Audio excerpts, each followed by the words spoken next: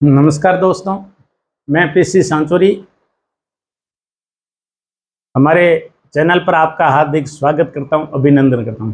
दोस्तों, यदि हमारा पढ़ाने का तरीका अच्छा है तो आप अच्छी बातों को शेयर कीजिए, और यदि चैनल पर नए हो तो आपको सब्सक्राइब भी करना है और लाइक भी करना है, और अंगूठे का जो आपको थंबनेल दिखता है तो उसको लाइक कीजिए। और यदि आप हमारे वीडियो को स्टेटस पर लगाते हो तो हमें बड़ी खुशी होगी कि आप अच्छी बातों को शेयर करते हो, और आपकी सोच है वो विचारवान और उज्जवल सोच है, हर के प्रति परोपकारी और कल्याणकारी सोच है। दोस्तों, हम राजस्थान का इतिहास पढ़ रहे थे और मैप के आधारित पढ़ रहे थे, और उसमें हम पढ़ रहे थे चौहान वंश। चौहान वंश चौहान वंश में जो चीज हमने पढ़ ली वो मैं आपको बताता हूं कि हमने शुरुआत में शाकंभरी चौहानों के बारे में पढ़ा। शाकंभरी चौहानों के बारे में पढ़ा, जिसे हम सांबर के चौहान कहते हैं। शाकंभरी चौहान, जिन्हें हम सांबर के चौहान कहते हैं। सांबर के चौहानों की जो शाखा निकली वो एक अजमेर आई। कहाँ आई? अजमेर। और ये अजमेर के चौहान कहलाए। अजमेर के चौहान कहलाए। अजमेर से चौहानों की दो शाखा निकली। एक अजमेर से जो चौहानों की शाखा आई वो आई नाडोल। नाडोल पाली में पड़ता है, इस प्रकार नाडोल आई, और ये नाडोल के चौहान कहलाए। नाडोल के चौहान। और एक शाखा जो रणथंभौर चली गई अजमेर से। कहां चली गई? रणथंभौर। और ये रणथंभौर के चौहान कहलाए। रणथंभौर के चौहान कहलाए। अब देखो, जो नाडोल शाखा आई थी वो नाडोल शाखा तीन जगह गई। एक नाडोल शाखा जालोर चली गई, जालोर। और जालोर के जो सोरणगिरी के कारण जालोर के चौहान सोनगरा चौहान कहलाए। जालोर के चौहान सोनगरा चौहान कहलाए। एक बाड़मेर के अंदर सिवाना चली गई, सिवाना। और सिवाना के चौहान, सिवाना के चौहान। और एक शाखा जो नाडोल से गई वो गई बूंदी। बूंदी के चौहान, बूंदी के चौहान। और बूंदी के जो चौहान थे, बूंदी वाले चौहान क्या कहलाए? बूंदी के चौहान हाड़ा चौहान कहलाए। हाड़ौती के कारण बूंदी के चौहान हाड़ा चौहान कहलाए। और बूंदी से जो शाखा गई वो गई कोटा, और कोटा के चौहान कहलाए। और कोटा के चौहान कहलाए। जालोर की जो एक शाखा थी, अब ध्यान देना, अपना टॉपिक आया। जालोर सोनगरा जो चौहान थे ये हम पढ़ चुके थे। जालोर के सोनगरा चौहान ये पढ़ चुके थे। और हम रणथंभौर के चौहान पढ़ चुके थे, अजमेर के चौहान पढ़ चुके थे, और शाकंभरी सांबर के चौहान पढ़ चुके थे। हमने सीधा अजमेर से नाडोल के चौहान और सीधा जालोर के सोनगरा चौहान ले लिए। अभी हमारा जो अगला टॉपिक है वो है सिरोही के चौहान। ये जालोर से शाखा गई थी, सिरोही के चौहान। और सिरोही के चौहान क्या कहलाए? देवड़ा चौहान। सिरोही के चौहान देवड़ा चौहान कहलाए। हमारा अभी का जो टॉपिक है वो क्या है? देवड़ा चौहान। सिरोही के देवड़ा चौहान। आज हम सिरोही के देवड़ा चौहानों के बारे में पढ़ेंगे। ये चौहानों की एक वंश वृक्ष की वटावली है, जिसमें चौहान वंश को हम उत्पत्ति से बिजोलिया शिलालेखों से वत्स गोत्रीय ब्राह्मण बताता है। और वत्स गोत्रीय ब्राह्मण के बाद में, इनकी उत्पत्ति के बाद में वासुदेव चौहान 551 ने स्थापित किया है। फिर हमने शाकंभरी के चौहान पढ़े, अजमेर के चौहान पढ़े। अजमेर के चौहान दो भागों में बांटे जाते हैं, यानी एक इनकी शाखा नाडोल पाली आ गई पश्चिम की तरफ, एक पूर्व की तरफ चली गई, वो रणथंभौर के चौहान थे। नाडोल जो पाली आए वो तीन शाखाओं में बंट गए। एक तो जालोर के सोनगरा चौहान, दूसरा बाड़मेर के सिवाना के चौहान, और बूंदी के हाड़ा चौहान। और बूंदी से शाखा कोटा के चौहान कहलाए। जालोर के जो सोनगरा चौहान है उनकी एक शाखा सिरोही गई, और सिरोही के चौहान क्या कहलाए? देवड़ा चौहान। आज हमारा टॉपिक है सिरोही के देवड़ा चौहान। और सिरोही के देवड़ा चौहानों के क्या कमाल रहे, क्या उनके कार्य रहे, क्या राजनीतिक, सामाजिक और सांस्कृतिक उनकी उपलब्धियां रही, कौन कौन से उन्होंने सांस्कृतिक निर्माण के तहत उन्होंने किलों के निर्माण करवाए। ये सारी बात आज हम सिरोही के देवड़ा चौहानों के बारे में पढ़ेंगे। देवड़ा इनका नामकरण कैसे हुआ और कालांतर में सिरोही आजादी के समय उनकी क्या स्थिति रही, वर्तमान में हमारे सिरोही का क्या महत्व है। तो इस प्रकार हम आज देवड़ा चौहानों के बारे में पढ़ेंगे। तो हम बता रहे थे कि सिरोही के देवड़ा चौहान ये जालोर का पड़ोसी है। सिरोही इधर पड़ता है जालोर और इधर पड़ता है उदयपुर और थोड़ा सा लगता है इसका डूंगरपुर, इधर लगता है पाली।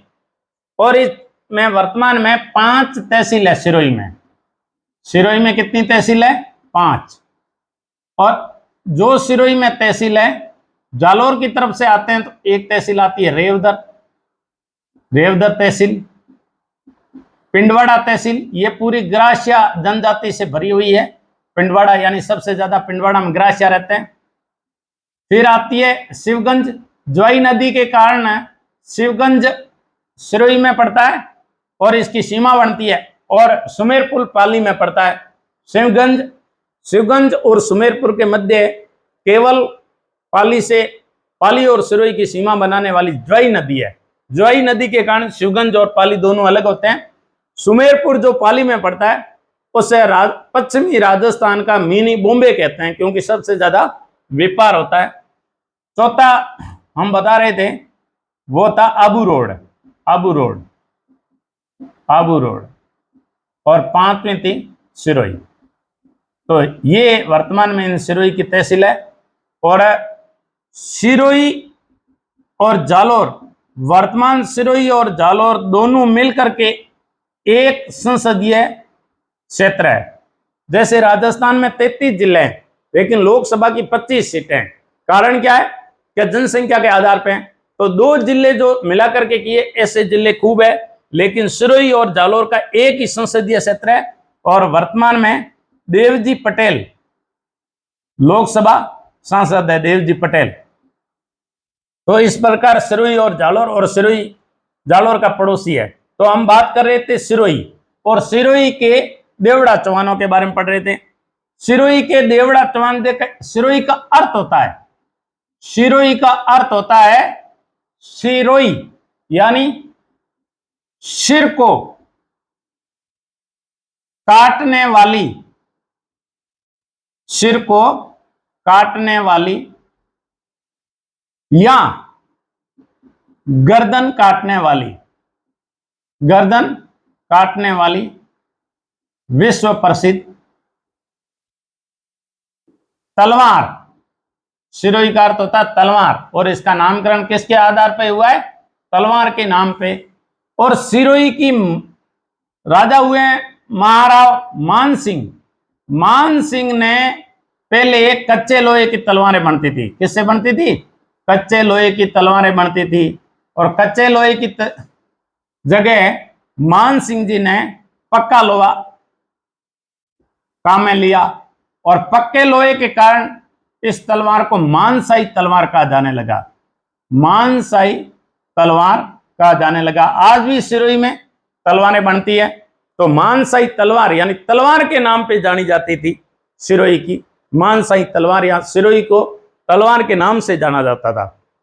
सिरोही का शाब्दिक अर्थ होता है सिर काटने वाली, गर्दन काटने वाली तलवार। तो इस प्रकार हथियार के नाम पे सिरोही नाम पड़ा। अब देखो कौन सी पहाड़ी के नाम पे सिरोही का नाम शुरुआत में रखा गया, वो हम एक स्टेप बाय स्टेप अध्ययन कर रहे हैं। ये राजस्थान और राजस्थान के दक्षिण पश्चिम में स्थित है सिरोही। और सिरोही के देवड़ा चौहान, सिरोही पे खूब सारे राजाओं का शासन रहा। यहां हूण भी रहे, सत्रप भी रहे, परमार भी रहे, गुइलों का शासन भी रहा। यहां गुइलों का शासन भी रहा, यहां मौर्यों का शासन भी रहा, मौर्यों का शासन भी रहा। लेकिन चौहानों से पहले जिनका शासन था वो था परमारों का शासन। पृथ्वी पमारा तणी, तो परमारों का शासन है वो प्राचीन साहित्य में हमें एक बड़े गौरवशाली इतिहास के बारे में, परमारों का शासन के बारे में बताते हैं। हम जब हमारे इतिहास का चैप्टर आएगा तो परमार वंश के बारे में भी पढ़ेंगे। तो पृथ्वी परमारा तणी, तो इस प्रकार परमारों का अंतिम शासन था। ये जो सिरोही है, इस सिरोही को आबू पर्वत के क्षेत्र के कारण इसे अर्बुद प्रदेश भी कहा जाता है। क्या कहा जाता है? अर्बुद प्रदेश। आबू प्रदेश के कारण इसे अर्बुद प्रदेश भी कहा जाता है। और प्राचीन साहित्य में अर्बुदा चल भी कहा जाता है, इसे अर्बुदा चल भी कहा जाता है। चौहानों की वजह से जो देवी है, कुल देवी, वो आशापुरी देवी है, या आशापुरा देवी है। तो इस प्रकार जिसे मदोदरी देवी जो मोदरान के चौहानों की, सोनग्रा चौहानों की है, ऐसे ही है। इनकी अधिष्ठात्री देवी है वो अर्बुदा देवी है, और इस अर्बुदा देवी के नाम पे ही अर्बुदाचल इसका प्रदेश पड़ा। देवड़ा चौहानों के जो कुल देवता है वो सारनेश्वर महादेव है, वो सारनेश्वर महादेव है। तो सिरोही का जो अर्बुदाचल नाम है, अर्बुद प्रदेश है, ऐसे ही सिरोही के प्राचीन नाम हमें देवनगरी भी मिलते हैं। सिरोही का प्राचीन नाम देवनगरी भी मिलता है, इसे देवनगरी भी कहते हैं। सिरोही वर्तमान में, सिरोही के अंदर गुरु शिखर है, 1722 मीटर ऊंचा है, राजस्थान का सबसे ऊंचा शिखर है। इसे कर्नल जेम्स टोड ने संतों का शिखर कहा, और संतों के कारण, आधिक्य के कारण उसे राजस्थान का हिंदू ओलंपस भी कहा जाता है। गुरु शिखर राजस्थान का सबसे ऊंचा वो पर्वत शिखर है जो हिमालय और नीलगिरी के मध्य 1722 एकमात्र गुरु शिखर है। गुरु शिखर के आसपास में जितने भी दर्शनीय स्थल है, राजस्थान का एकमात्र गुरु शिखर जो है पहाड़ी क्षेत्र है। हमारा पर्यटक स्थल में जो हिल स्टेशन है वो एकमात्र हमारा गुरु शिखर है। गुरु शिखर पे गुरु दत्तात्रेय के मंदिर भी है जो दर्शनीय है। नक्की झील राजस्थान की माउंट आबू पर है, जो राजस्थान की सबसे ऊंची झील है। इसे अलग अलग साहित्य में अलग अलग नाम से पुकारा जाता है। जैसे कई कहते हैं कि इसे देवताओं के खोदने के, नाखूनों के खोदने के कारण इसे नक्की झील कहते हैं। कई इसे ज्वालामुखी का उद्गार भी बताते हैं। ज्वालामुखी के मुख में पानी भर जाने के कारण झील का निर्माण हुआ। लेकिन ये राजस्थान की सबसे ठंडी झील है क्योंकि ये सर्दियों में जमती है, और राजस्थान की सबसे ऊंची झील है क्योंकि ये पहाड़ी पर स्थित है, ऊंचाई पर स्थित है। तो इस प्रकार नक्की झील पे toad rock, nun rock, parrot rock, Champa गुप्पा, हाथी गुम्पा, राम गुप्पा आदि दर्शनीय स्थल है। वो उस सिरोही के बारे में बात करते हैं। ऐसा कहा जाता है कि सिरोही पे कभी भीलों का शासन था, और भीलों से अलग अलग राजाओं ने उसे आजाद कराया, और परमारों ने भी भीलों से आजाद करवाया। लेकिन परमारों से जो शासन लिया था वो लिया था देवड़ा चौहानों ने, देवड़ा चौहानों ने। जब हम जालोर के सोनग्रा चौहान पढ़ रहे थे, जालोर के सोनग्रा चौहान, जालोर के सोनग्रा चौहानों में, जालोर का एक शासक हुआ है सोनग्रा चौहानों में जिसे भान सिंह कहते हैं। भान सिंह, भान सिंह सोनग्रा, भान सिंह सोनग्रा। इस भान सिंह सोनग्रा को इतिहास में भानी जी के नाम से भी पुकारा जाता है, भानी जी के नाम से। तो भान सिंह सोनग्रा का एक बेटा था जिसका नाम था देवराज सोनग्रा, देवराज सोनग्रा, देवराज सोनग्रा इनका बेटा था, देवराज सोनग्रा। इस देवराज सोनग्रा के कारण ही सिरोही वाली शाखा देवड़ा शाखा के नाम से जानी गई, देवड़ा शाखा के नाम से। देवराज के पीढ़ी में विजयराज हुआ, और विजयराज की पीढ़ी में रायमल हुआ, जिसे रणमल भी कहते हैं, रायमल हुआ। और रायमल के 5 पुत्र थे।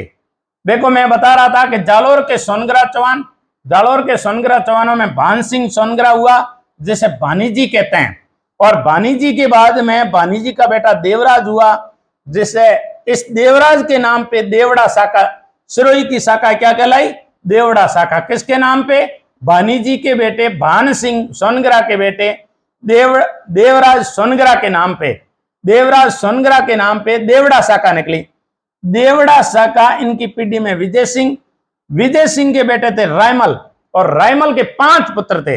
रायमल के 5 पुत्र थे, उनमें से एक बेटा था कर्मशील था, साहसी था, पराक्रमी था, लुम्बा। जालोर के सोनग्रा चौहानों में भान सिंह सोनग्रा जालोर का एक शासक हुआ, जिन्हें भानीजी कहते हैं। भानीजी के एक बेटा था देवराज। देवराज सोनग्रा के नाम पे, जालोर के देवराज सोनग्रा के नाम पे देवड़ा शाखा का निर्माण हुआ।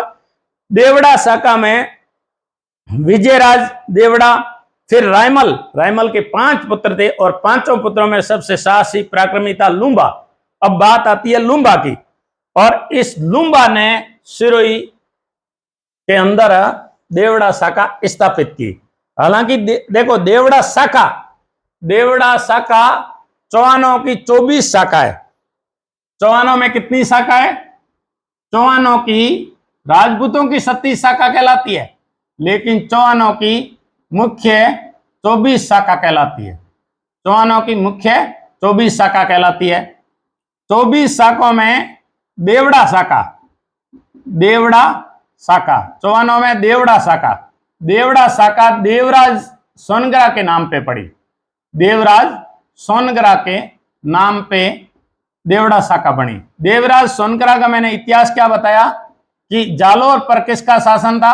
जालोर पर जालोर के सोनग्रा चौहानों का शासन था।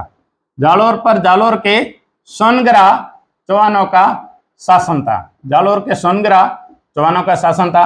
अब जो जालोर के सोनग्रा चौहान थे, इनमें मैंने बताया एक सोनग्रा चौहान हुआ है जिनका नाम था भान सिंह, भान सिंह सोनग्रा। ये मैंने बताया भान सिंह सोनग्रा।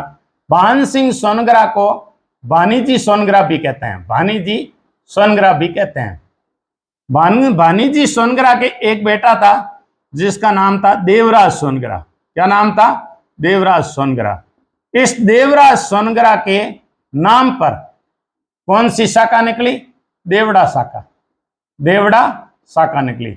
इस देवड़ा शाखा ने सिरोही पर राज किया। इस देवड़ा शाखा ने सिरोही पर राज किया। देवराज के बेटा था, कालांतर में क्या था? विजयराज देवड़ा। विजयराज देवड़ा। अब देखो देवराज सोनग्रा था और देवराज के नाम पे देवड़ा शाखा निकली और विजयराज देवड़ा बना, विजयराज देवड़ा चौहान बना, विजयराज देवड़ा चौहान। विजयराज की पीढ़ी में कौन हुआ? रायमल हुआ। रायमल, रायमल, रायमल देवड़ा, रायमल देवड़ा चौहान। रायमल देवड़ा चौहान के 5 बेटे थे। कितने? 5 बेटे थे। इन 5 बेटों में एक बेटा हुआ लुम्बा देवड़ा। कौन हुआ? लुम्बा देवड़ा। और सिरोही का संस्थापक कौन था? लुम्बा देवड़ा। लुम्बा देवड़ा सिरोही का संस्थापक था। लुम्बा देवड़ा, लिम्बो देवड़ा सिरोही का संस्थापक था। अब देखो लुम्बा देवड़ा ने क्या किया कि 1311 ईस्वी में, 1311 ईस्वी में परमारों की राजधानी चंद्रावती को जीता लुम्बा देवड़ा ने। लुम्बा देवड़ा ने 1311 ईस्वी में परमारों से चंद्रावती को छीन लिया। एक नदी निकलती है जिसका नाम है पश्चिमी बनास, और पश्चिमी बनास गुजरात में बहती है। गुजरात में ये कच्छ के रण में जाकर के विलीन होती है। कच्छ के रण में, उसे कहते हैं कच्छ की खाड़ी में, कच्छ की खाड़ी में जाकर के विलीन होती है, कच्छ की खाड़ी में। अब जो सिरोही है, इस पश्चिमी बनास नदी के किनारे एक प्राचीन नगरी थी चंद्रावती, चंद्रावती नगरी। ये पश्चिमी बनास नदी के किनारे स्थित है। कौन सी नदी के किनारे? पश्चिमी बनास नदी के किनारे स्थित है। वर्तमान में चंद्रावती के अवशेष पाए गए हैं।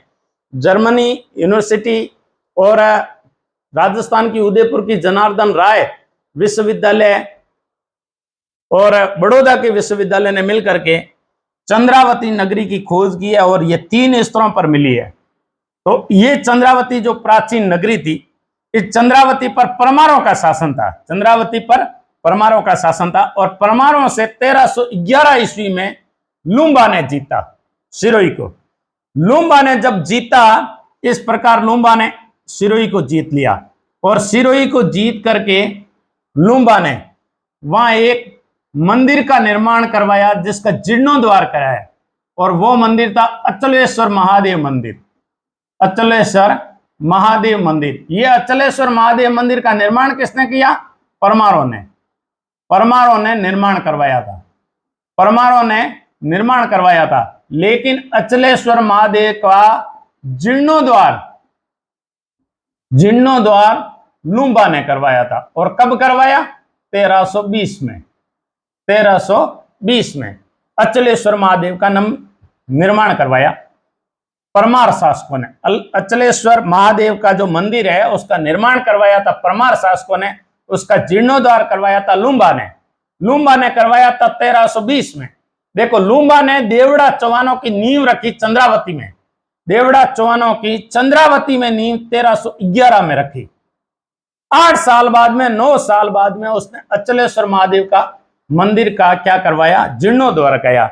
अब जीर्णोद्वार कराने के बाद में भी मंदिर काफी बड़ा था और उस पे कई लोगों का जीवन यापन होता था, पुजारियों का जीवन यापन होता था और आने वाले श्रद्धालु भी वहां ठहरते थे। तो उन श्रद्धालुओं की और पुजारियों की आवश्यकता को देखते हुए लूम्बा ने एक गांव उनको भेंट किया, जो कालांतर में बड़ा ही प्रसिद्ध हुआ। वो गांव था हटुंडी।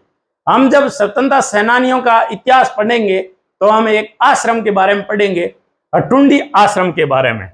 इस प्रकार लूम्बा ने हटुंडी गांव अचलेश्वर महादेव को दान किया। हटुंडी गांव, हटुंडी आश्रम बना था, वही हटुंडी गांव।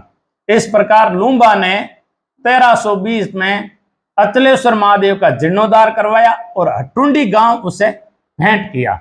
इस प्रकार लूम्बा ने परमारों से चंद्रावती छीन करके, किससे? परमारों से चंद्रावती छीन करके देवड़ा चौहानों की, यानी देवड़ा चौहानों की नींव रखी।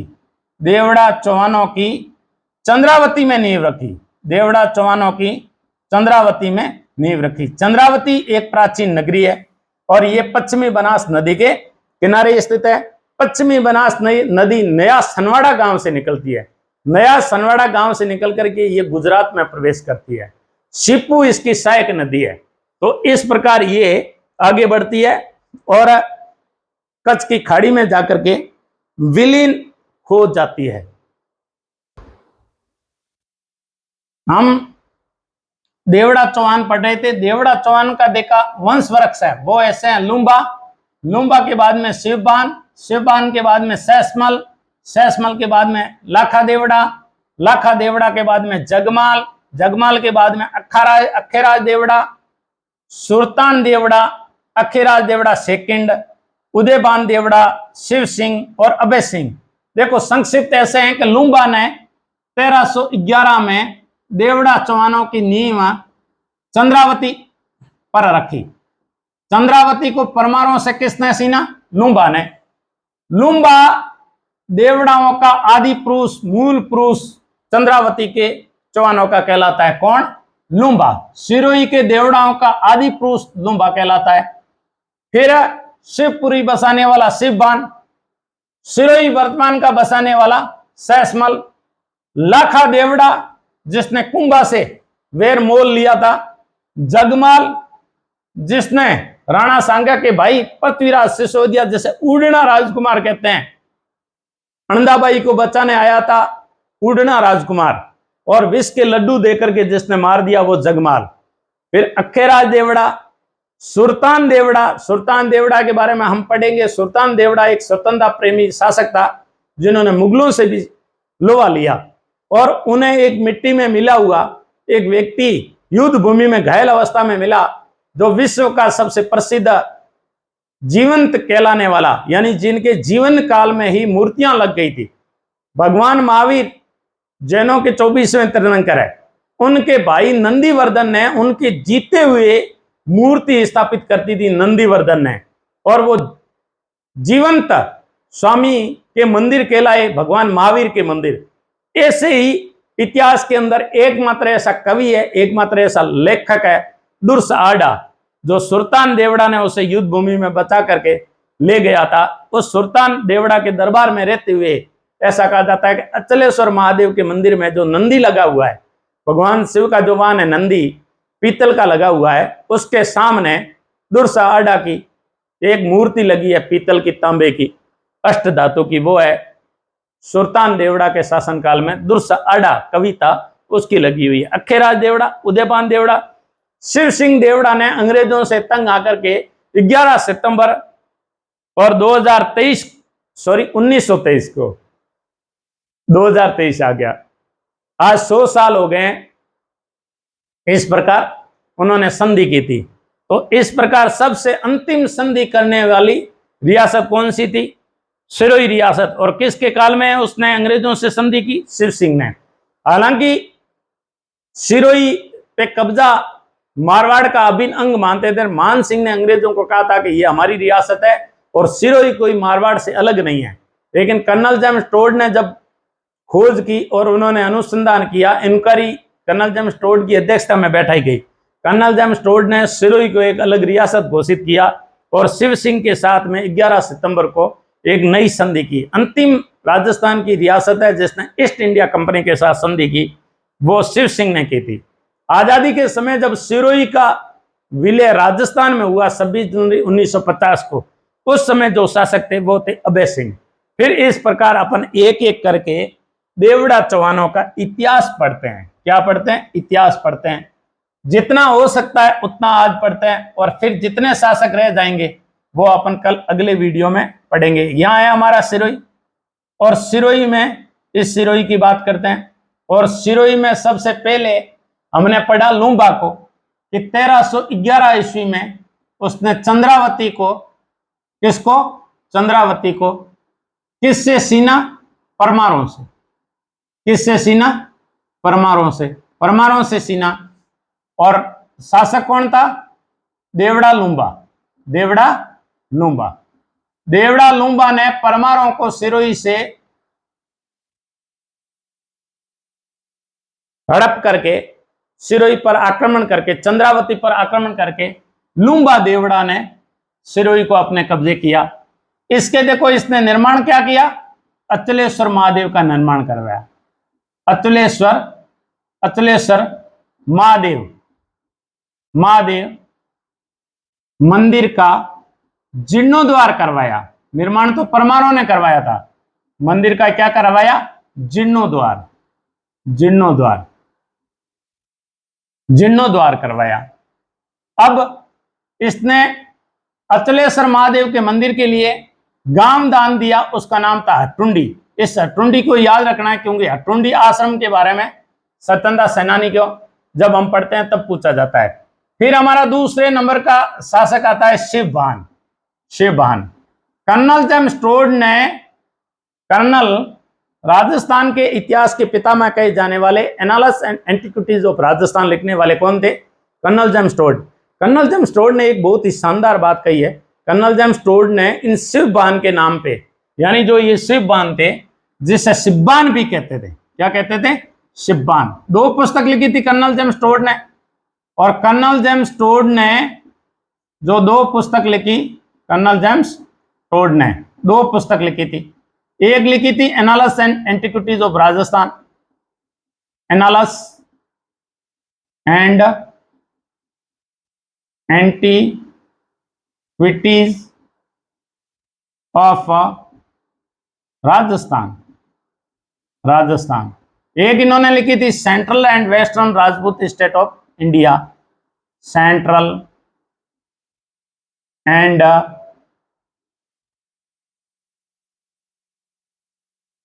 Western Rajput states of India. ये राजस्थान के इतिहास के बारे में बताती है। और इसमें इन्होंने कहा जो शिवबान ने चंद्रावती पर, यानी चंद्रावती जो पश्चिमी बनास नदी के किनारे थी और माउंट आबू की तलहटी में थी। माउंट आबू राजस्थान का वो शहर है जो सबसे ऊंचा बसा है। माउंट आबू की तलहटी में जो चंद्रावती थी, इन चंद्रावती पर बार बार आक्रमण हो रहे थे और वो भी मुस्लिम आक्रमण हो रहे थे। मुस्लिम आक्रमण क्यों हो रहे थे? कि इधर से मुस्लिम आक्रमण हो रहे थे, इधर इस पर मुस्लिम आक्रमण हो रहे थे और इधर से मेवाड़ से गुइल आक्रमण कर रहे थे, मेवाड़ से गुइल आक्रमण कर रहे थे। और इधर गुजरात से सोलंकी आक्रमण कर रहे थे। सोलंकियों को चालुक्य भी कहते हैं। तो इन्हें सोलंकियों ने आक्रमण किया। तो इस प्रकार चंद्रावती असुरक्षित थी। तब शिवबान ने 1405 में एक पहाड़ी है जिसे कहते हैं शिरणवा पहाड़ी। शिरणवा पहाड़ी को शरणवा पहाड़ी भी कहते हैं। इस शरणवा पहाड़ी पर अपने नाम पे शिवबान को शिवबान भी कहते हैं। शिवबान भी कहते हैं। इस शिवबान ने एक नया नगर बसाया जिसका नाम दिया उसने शिवपुरी। क्या नाम दिया? शिवपुरी। एक तो शिवपुरी नाम से उसने नगर बसाया पहाड़ की तलहटी में, और एक दुर्ग बनाया शरणवा पहाड़ी पे, और इन्हीं के नाम पे शिवपुरी पड़ा। तो colonel James Tod analysis and antiquities of Rajasthan और central and western Rajput state of India, इसमें सिरोही का प्राचीन नाम इसी शिवपुरी को बताते हैं। इस सिरोही का सबसे प्राचीन नाम क्या था? शिवपुरी था। ये कर्नल जेम्स टोड अपनी पुस्तक analysis and antiquities of Rajasthan, central and western Rajput state of India, 2 पुस्तक है, उनमें उल्लेख करते हैं कि यह शिवपुरी सबसे प्राचीन था। तो इस प्रकार शिवपुरी बसाया और अपने परकोटे का निर्माण करवाया। शिवबान का बेटा था सहसमल, जिसे शस्त्रमल भी कहते हैं। सहसमल, और इसे शस्त्रमल भी कहते हैं। शस्त्रमल। सिरोही के जो शिवपुरी है वो स्वास्थ्य की दृष्टि से अच्छा नहीं था और पानी की किल्लत थी, और पानी की किल्लत से बचने के लिए शिवपुरी से 2 मील दूर, कितने मील? 2 मील दूर, शरणवा पहाड़ी से 2 मील दूर जहां तालाब थे, उस तालाब के किनारे एक सहसमल ने सिरोही नाम से नगर बसाया। कालांतर में ये सिरोही कहलाने लगा, सिरोही। और ये बात है 1425 की। इस प्रकार 1425 में इस शस्त्रमल ने सिरोही नगर बसाया। शिवबान ने 1405 में बताया था, यानी 20 साल बाद में सिरोही नगर बसा, और उसे चंद्रावती की जगह अपनी राजधानी बनाया, अपनी राजधानी बनाया। तो इस प्रकार जो सहसमल है, उन्होंने जो, हालांकि शिवबान ने भी चंद्रावती की जगह शिवपुरी को अपनी राजधानी बना दिया था, लेकिन पूर्ण रूप से राजधानी का दर्जा और सारा राजकाज इस सिरोही से 1425 में सहस्त्रमल ने प्रारंभ किया था। इस प्रकार सहसमल सिरोही नगर बसा करके अपनी राजधानी स्थापित की। इसने कुछ काम ऊंधे भी किए, उल्टे भी किए। देखो उल्टे काम क्या किए किसने? सहसमल ने। बिखेर देते हैं अपन। आपने स्क्रीनशॉट ले लिया होगा, बड़े आराम से पढ़ना, आपको समझ में आना चाहिए। हम बात कर रहे थे इस सिरोही की, और हमने ये बताया कि लूंबा ने 1311 में चंद्रावती को परमारों से छीन करके अपनी राजधानी बनाया। टुंडी गांव उसने अचलेश्वर महादेव मंदिर का जीर्णोद्धार करके दान में दिया। फिर हमने शिवबान के बारे में पढ़ाया कि 1405 में उसने शिवपुरी नगर बसाया और शिवपुरी को अपनी राजधानी बनाया। शिवपुरी को अपनी राजधानी किसने बनाया? यह बनाया था किसने? शिवबान ने। और ये क्वेश्चन पूछा जाता है, वर्तमान में जो प्राचीन खंडरों के रूप में सिरोही है, प्राचीन जो खंडरों के रूप में सिरोही है, वो इसी शिवबान की है। फिर हमने पढ़ा सहसमल, और देखो सहसमल ने क्या किया, ये हमने बताया कि 1425 में उसने शिवपुरी से नीचे एक नगर बसाया, शरणवा पहाड़ी से नीचे, और उसका नाम क्या दिया? सिरोही। इसने क्या किया कि यहां उस समय सहसमल के समकालीन कौन था? कुंभा था। इसने कुंभा पर आक्रमण किया, और कुंभा पे आक्रमण करके कुंभा के खूब सारे क्षेत्रों को जीत लिया सहसमल ने। तो कुंभा ने क्या किया कि खूब सारे क्षेत्र, जैसे आबू रोड को कुंभा ने वापस जीत लिया। सहसमल से आबू रोड जीत लिया, सहसमल से बूढ़ जीत लिया, और सहसमल से बसंतगढ़ जीत लिया। बसंतगढ़, यह बसंतगढ़ का शिलालेख जिनके बारे में हम पढ़ते हैं कि 682 ईस्वी का राजस्थान का राजस्थानी आदित्य जो शिलालेख लिखा है वो बसंतगढ़, और ये पूछा गया है कि बसंतगढ़ किले का निर्माण किसने किया। हालांकि निर्माण परमारों ने करवाया, लेकिन पुनर्निर्माण बसंतगढ़ का इसी कुंभा ने करवाया। कुंभा ने बसंतगढ़ के साथ में एक और किले का निर्माण करवाया जिसे असलगढ़ कहते हैं। इसी अचलगढ़ किले के पास में अचलेश्वर महादेव मंदिर है, जिसका निर्माण हमने लुम्बा के बारे में पढ़ा। इसी अचलेश्वर महादेव मंदिर के अंदर नंदी की मूर्ति लगी है और इसी महादेव अचलेश्वर महादेव के मंदिर पे 3 भैंसों का मूर्तियां लगी है और दूध तलाई तालाब के किनारे खड़ी है वो भैंसों की मूर्तियां। ऐसा कहा जाता है कि धारावर्ष जो परमार था वो एक ही तीर से 3-3 भैंसों को एक साथ में बीन देता था। यहां तक किंवदंतियां हैं कि धारावर्ष इतना ताकतवर था कि वो 3 भैंसों की गर्दन एक ही तलवार से एक साथ में काटता था। यहां तक किंवदंतियां हैं कि धारावर्ष जब भाला फेंकता था तो भाला इतनी ताकत से फेंकता था कि तीनों भैंसों के जो पेड़ से निकल जाता था। तो वो अचलेश्वर महादेव मंदिर, इसमें ही नंदी की मूर्ति लगी है और इसी नंदी की मूर्ति के सामने दुर्सा आडा की, विश्व की एकमात्र ऐसा कवि जिसकी मंदिर में मूर्ति लगी है, वो है दुर्सा आडा। तो इस प्रकार कुंभा पे आक्रमण करने वाला व्यक्ति कौन था? सहसमल। और फिर कुंभा ने आबू रोड जीता, भूड़ जीता, बसंतगढ़ जीता। इस प्रकार उसने खूब सारे जीत लिए। कुंभा ने जीत करके बसंतगढ़ और भूड़, आबू, सिरोही के पूर्वी भाग आदि जीते और जीतने के साथ में उसने अचलगढ़ दुर्ग का निर्माण 1452 में कराया और कुंभ स्वामी का मंदिर का निर्माण भी करवाया। ताल और महल का निर्माण भी करवाया। ताल और महल का निर्माण भी करवाया। कुंभा ने देखो सिरोही पूर्वी सिरोही को जीता, उसने बसंतगढ़ को जीता, अचलगढ़ को जीता, भूड़ को जीता और इस प्रकार जीता। और उसने जो एक किले का निर्माण करवाया वो अचलगढ़ का, और कब करवाया? 1452 में। इसी में उसने एक मंदिर का निर्माण करवाया, कुंभ स्वामी मंदिर, कुंभ स्वामी मंदिर। और इसमें एक तालाब का निर्माण करवाया और इसी के पास में एक महल का निर्माण करवाया। कालांतर में ये अचलगढ़ किला कहलाया, ये कालांतर में बसंतगढ़ का किला कहलाया। तो इस प्रकार कुंभा ने कुंभ स्वामी का मंदिर है इसी अचलगढ़ किले में बनाया था।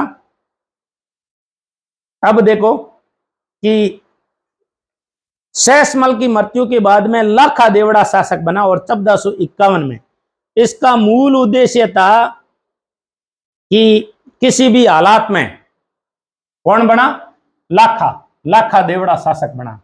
और इसका मूल उद्देश्य यह था कि राणा लाखा देवड़ा का उद्देश्य था कि कुंभा द्वारा जो जीत लिए गए हैं,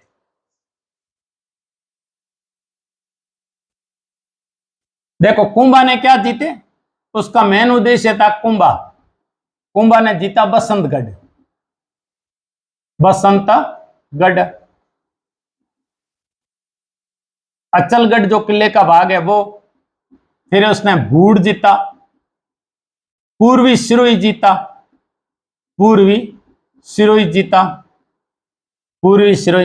और आबू जीता, जैसे माउंट आबू कहते हैं। लाखा का उद्देश्य था कि इन जीते हुए प्रदेशों को पुनः प्राप्त करना, लाखा का उद्देश्य था।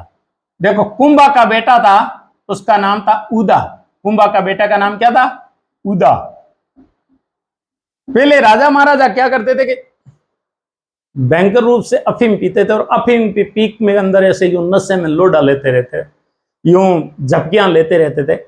इधर से जो हमारा ये चित्तौड़गढ़ है, ये मेवाड़ है, और पश्चिम से हवा बजती थी ठंडी, और कुंभा अपने महलों के अंदर बैठा था और चरण स्पर्श करने के साथ में उदा आया और उदा ने पांव पकड़ करके कुंभा को नीचे लुढ़का दिया और कुंभा नीचे गिरा और समाप्त हो गया। कुंभा के बाद में उदा ने कुछ वर्षों तक शासन किया। उदा में ज्यादा लक्षण नहीं थे, उसमें ज्यादा इतनी कोई खासियत नहीं थी। तो उदा जब शासक बना तब इस लाखा ने अपने खोए हुए प्रदेशों को पुनः प्राप्त किया। इस खोए हुए प्रदेशों को पुनः प्राप्त करने का कार्य किसने किया? इस राणा लाखा ने किया। और लाखनाव नामक तालाब का निर्माण भी करवाया। किसने? राणा लाखा ने लाखनाव तालाब का निर्माण कराया। लाखनाव का तालाब, देखो ये जो कुंभा था यहां पड़ता मांडू, मांडू मांडू, और यहां पड़ता है ये गुजरात। और गुजरात के जब सोलंकियों ने मिलकर के गुजरात के महमूद बेगड़ा और मांडू, महमूद बेगड़ा कौन सा? वही महमूद बेगड़ा जो नींद में चलता था, नींद में खाना खाता था, महमूद बेगड़ा। इन्होंने जब इस चित्तौड़ पर आक्रमण किए तब लाखा ने अपने इन प्रदेशों को जीता।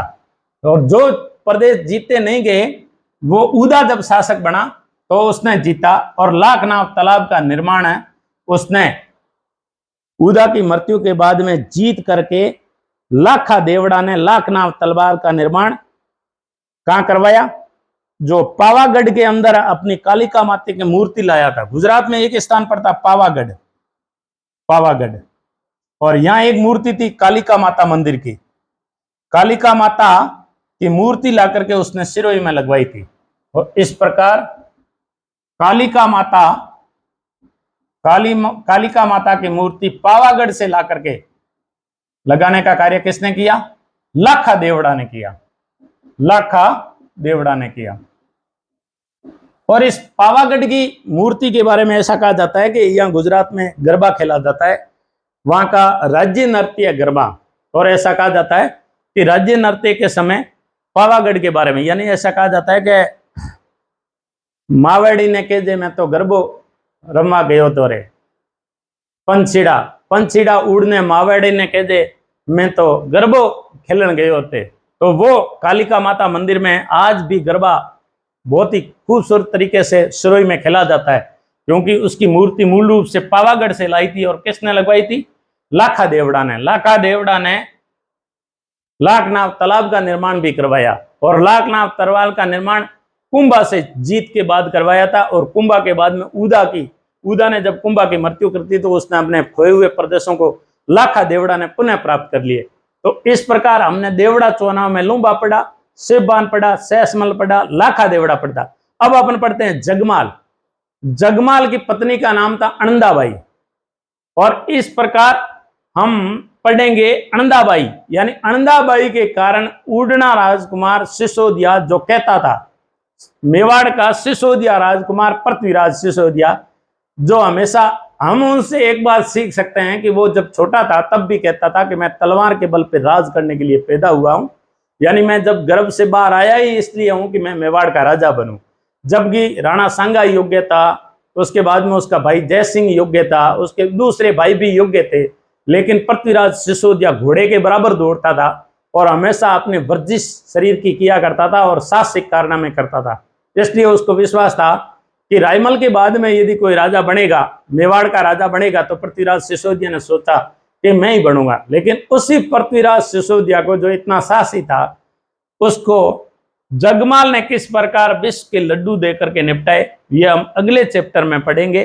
फिर हम अखेराज देवड़ा, सुल्तान देवड़ा, दुर्साहडा की कहानी पढ़ेंगे। अखेराज देवड़ा, उदयपान, शिव सिंह संधि कैसे की और अभय सिंह ने संधि किस प्रकार विलय उसने करने में महत्वपूर्ण भूमिका निभाई।